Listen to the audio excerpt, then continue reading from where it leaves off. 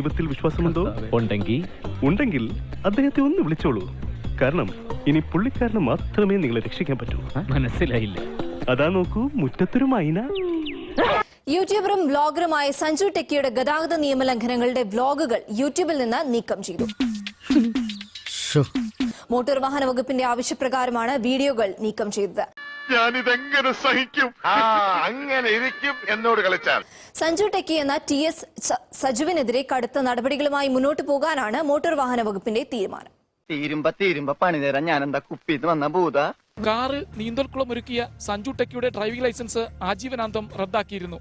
ഇതിന് പിന്നാലെയാണ് നിയമലംഘനങ്ങളുടെ വീഡിയോ നീക്കാൻ മോട്ടോർ വാഹന വകുപ്പ് യൂട്യൂബിന് കത്ത് നൽകിയത്. ഇന്നിനി വയ്യ, നാളെ വന്ന് ബാക്കി വാങ്ങിച്ചോളാം. ഇങ്ങ് വാ പറയട്ടെ. എന്നെ തല്ലാനല്ലാന്ന് സത്യം ചെയ്താൽ ഞാൻ വരാം. ശിവനെ കൊണ്ടാണേട്. നീ മര്യാദയ്ക്ക് ഇവിടെ നിൽക്കുമോ? അയ്യോ, ഞാൻ മര്യാദയ്ക്ക് നിൽക്കുന്നേ, പക്ഷെ അടികൊണ്ട് ഇങ്ങനെ ആയിപ്പോയതാ. നിയമലംഘനങ്ങളുടെ 8 വീഡിയോകളാണ് ആദ്യഘട്ടത്തിൽ യൂട്യൂബ് നീക്കിയത്. കൂടുതൽ വീഡിയോകൾ വരും ദിവസങ്ങളിൽ നീക്കം ചെയ്യും. അത് ഇത്രയും പ്രശ്നമാവുമെന്ന് ഞാൻ അറിഞ്ഞില്ല. ഇനി ഞാൻ എന്ത്? യുവാക്കളെ തെറ്റായ വഴിയിലേക്ക് നയിക്കുന്നു, നിയമലംഘനത്തിന് പ്രേരിപ്പിക്കുന്നു എന്നീ കാരണങ്ങൾ ചൂണ്ടിക്കാട്ടിയാണ് വീഡിയോ നീക്കാൻ MVD ആവശ്യപ്പെട്ടത്. സാർ, ഇങ്ങനെ മനസ്സാക്ഷിയില്ല സംസാരിക്കരുത് സാർ. ജാമ്യത്തിനൊന്നും ആളില്ല. വേണമെങ്കിൽ ഞങ്ങൾ അങ്ങ് തൂക്കിക്കൊന്നേക്ക് സാർ.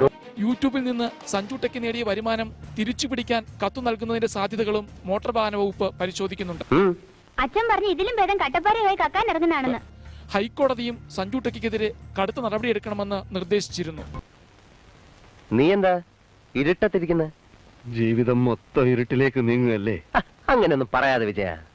നമുക്ക് മാത്രമല്ല, എല്ലാവർക്കും കഷ്ടകാല. വരൾച്ച, അണക്കെട്ട് ചോർച്ച, പവർക്കെട്ട്, തമിഴ് പുലി, ആകെ കുഴപ്പ.